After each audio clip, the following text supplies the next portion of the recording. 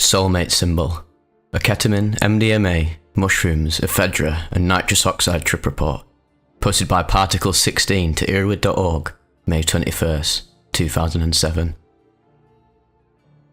New Year's Eve was coming on, and once again I was quite tired, exhausted, and had a headache that was buzzing through me. I had around 3 teaspoons of ephedra, drank it still quite warm, and proceeded to have a short nap. This lasted for about half an hour, and I felt fresher than I had throughout the whole day. 3 hours later, we arrived at our friend's place, and all proceeded to eat our small piles of magic mushrooms, a local coppertop species. Having issues eating the dry and mouldy tasting mushrooms on their own, we experimented with bits of popcorn and even mustard to make them come down easier. Not much was really eaten, and we had not eaten for around 6 hours prior. After about half an hour, the mushrooms hit, with a light discomfort and some indigestion. A light altered state was felt. Potentially our system still had a high build-up from the previous experience, with almost no closed-eye visuals at all. Open-eye visuals were also not present, but in the night, several trees had an added majesty and complexity added to them. A little euphoria was felt, and in general the experience felt more like a weak MDMA hit than the previous experiences with the same mushrooms. 1.5 hours after the mushrooms were taken, 1 ecstasy tablet was taken, which came on in about half an hour, just in time for New Year's. A great euphoria was felt, as New Year's hit and the fireworks were exploding. People could be heard in the houses nearby. A great feeling of togetherness was felt. Hugging friends was great, and we even indulged in a group hug, something unimaginable usually. Intimate moments and discussions with the girlfriend were also great. We were at a very high level of happiness and talked endlessly for a good hour. Our friends joined us on the large bed, and we all sat together and talked. There was definitely a vibe of fun and friendliness amongst us. No real come down was noted off either the mushrooms or the MDMA, as we still continued to have fun and talk together. But as it was getting late in the night, the party started separating a bit, and a few short casual bulbs of NOS were taken. Now, around 5 AM, we retired to the bedroom, and split a half gram of ketamine crystals.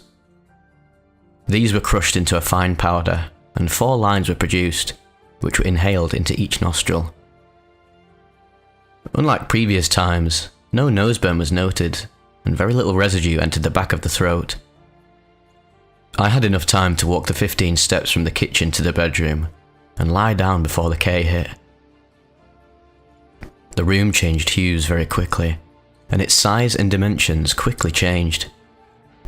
Within a little while I was on the way to the K-hole, and it began with a strong coming home and destruction of my own identity sort of feeling. I could feel my whole being torn apart into individual molecules of light, and my spirit moving inside of them. The spirit itself twisted back and forth momentarily, as I was rising far outside the room. It felt like a roller coaster going backwards and pulling me into space, and I saw the whole night sky and myself rising over the hills. I continued rising beyond the earth. I remember looking down and seeing my parents' house in the night. Soon, I was transported beyond planets and galaxies. Then the mind momentarily saw what I believed to have been God. It didn't see as much as just to be overwhelmed by a presence. An incredibly powerful, radiant swirling force that radiated goodness and warmth. Having come from a strong religious upbringing, I assumed it would be looking down at me unfavourably. But for some reason, the feeling that remained was this is the time you were meant to experience this. When I next found myself, I was in a purplish dark chamber, and my spirit twisted again. I went from absolute knowledge to retardation, where everything goes very slow and unfolds like a timeless fractal. It was a strange feeling that I've had on ketamine before, which I assume is the apex of the experience as you rebound back into reality. My whole being was being spliced back together in this chamber, and I was being put back together in small layers as bits of my own identity returned to me. The whole process seemed almost over, and I started moving through the chamber, which more and more felt like an interdimensional space station. There were a variety of sections to this space, and I felt the presence of my friends who were in the physical house nearby to me. I saw them all as spirits, and came upon the realization that what I was witnessing was the spiritual dimension of our existence. Continuing upon this journey, I found a soul marked with a symbol. I have seen this symbol, that I call the Soulmate symbol, on my very first ketamine trip, and it's an impossibly abstract vision to describe. Essentially, it is a merging of sex, love, combination, eternity, and a million different positive feelings all merged into one. I know that I have seen this symbol as a child, and somehow associated it to a variety of feelings. To try and describe it, one needs to think of old Indian Kama Sutra paintings, where the man and woman are combined together, but neither really look like man or woman, only in an abstract sense, almost cartoonish, but different. On my first ketamine journey, I travelled beyond my body to the place where my partner lives, and once again on this journey, I had found her. It was almost like this space station had a line or endless row of souls, and having seen the symbol, my own spirit attached to hers. We moved further through the ship to a larger, bluer chamber, where she finally recognised who it was that had found her. We were lying in bed at the time, and it could be that we were both coming out of our trip and conversing with each other. Though, I must say, I have felt a telepathic link to people nearby on other ketamine trips. We slowly returned back to the room, and I saw her materialise before me. I lay there, quite drained, and filled with thoughts for a while.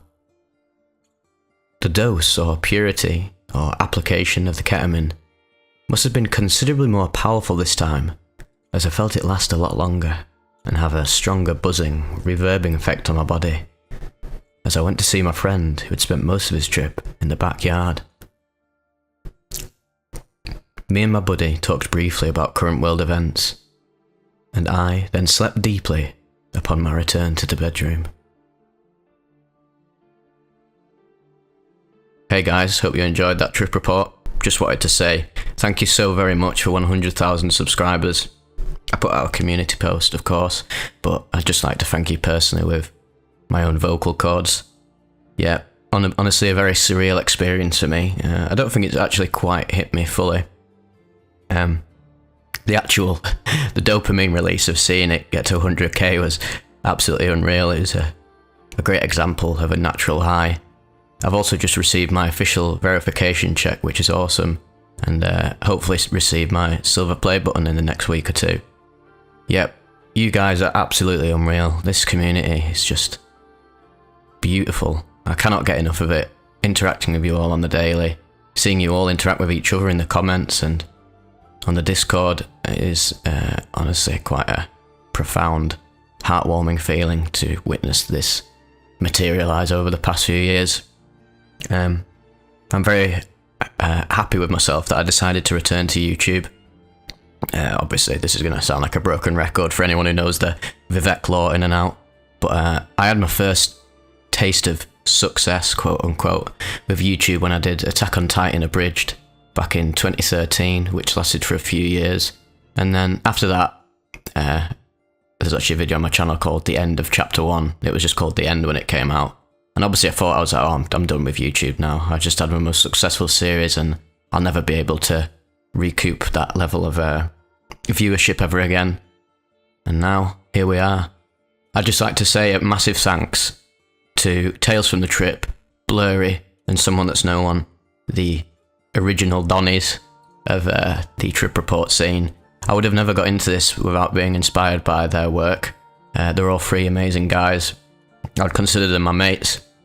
We interact quite a lot, and we've had a lot of collabs over the years.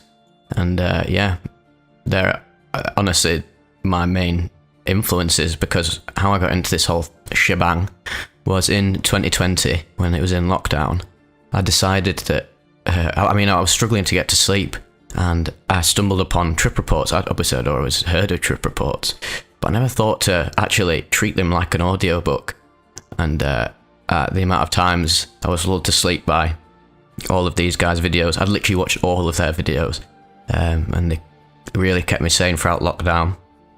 And it wasn't until I wrote my own experience, I think I'd written it a few years ago, like the year before, I think in 2019, of my experience running around naked on the Curry Mile. I sent it to someone that's no one, and I obviously sent it for him to read out, and he didn't in the end, which was the most beautiful coincidence of all time, because that is what inspired me to share it on the channel, and that was the beginning of the end.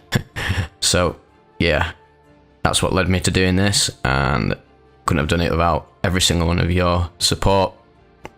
Every like, share and subscription means so much to me.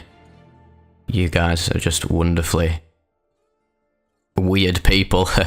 But being wonderfully weird is far better than being mundanely normal. So that's the beauty of being a psychonaut, isn't it? Embracing the weird, abstract, paradoxical natures of reality. Crazy little thing we live in, isn't it? Right, hope you're all great, and I will see you in the next video.